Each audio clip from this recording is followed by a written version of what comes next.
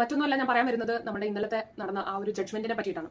So Dileep ഏട്ടനെ release ചെയ്തു എന്ന് കേട്ടപ്പോഴും കുറെ പേര് സെലിബ്രേറ്റ് ചെയ്യുന്നു, കുറെ പേര് അവളോടൊപ്പം എന്ന് പറഞ്ഞ പോസ്റ്റ് ഇടുന്നു. അപ്പോൾ എനിക്ക് അതിനിടയിൽ ഭയങ്കര ഒരു വിഷമം, എന്തോ ഇമോഷണലി എനിക്ക് ഭയങ്കര എമ്പത്തറ്റിക് ആയിട്ട് തോന്നും. കാരണം അവിടെ സെലിബ്രേറ്റ് ചെയ്യാൻ ഒന്നും തന്നെ ഇല്ല.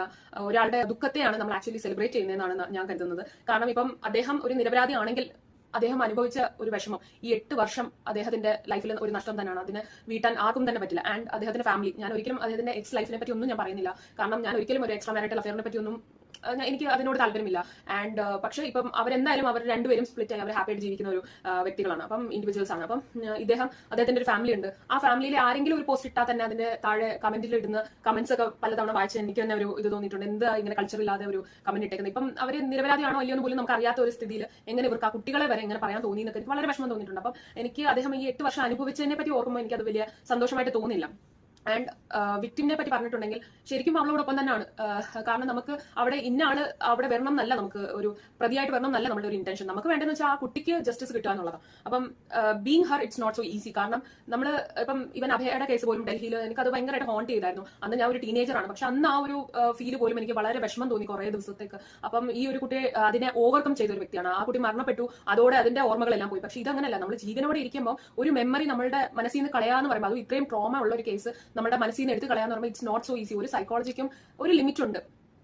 എത്ര ഹിപ്നോട്ടൈസ് ചെയ്തെന്ന് പറഞ്ഞാൽ പോലും നമ്മളുടെ ചില കാര്യങ്ങൾ, അതുമല്ല ഇത്രയും വർഷം കൊണ്ട് അവർ ഈ കേസിന്റെ പുറകെ നടക്കുമ്പോൾ എന്തായാലും ഓരോ തവണ കേസിന് പോകുമ്പോഴും അവരുടെ കണ്ണിലൂടെ അത് റീക്രിയേറ്റ് ചെയ്യപ്പെടുകയാണ്. അപ്പോൾ എത്ര നമ്മൾ അവരെ മോട്ടിവേറ്റ് ചെയ്താലും ആ ഒരു വ്യക്തിക്ക് മാത്രമേ അറിയുള്ളൂ. ഈ ജനം പോലും കാണാത്ത ഒരു രാത്രികളിൽ അവർ കരയുന്നുണ്ടായിരിക്കാം, അവരുടെ ക്ലോസ് വൺസിന് അവരുടെ വിഷമം അറിയായിരിക്കാം.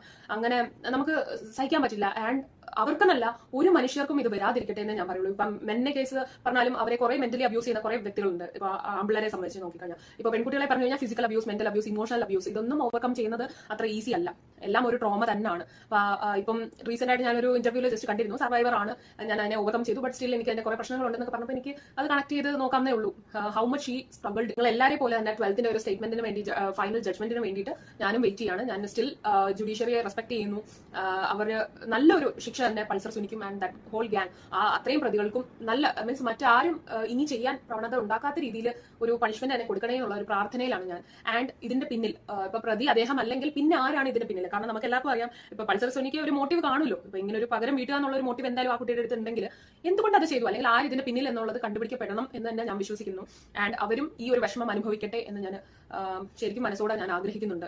ആൻഡ് രണ്ടുപേരുടെ സൈഡിൽ നിന്നും രണ്ടുപേർക്കും ഉണ്ടായത് വളരെ മോശം ഒരു സിറ്റുവേഷൻ തന്നെയാണ്. അവരുടെ ലൈഫിൽ ഒരു 8 വർഷം അവരനുഭവിച്ചത് വളരെ വിഷമമാണ്.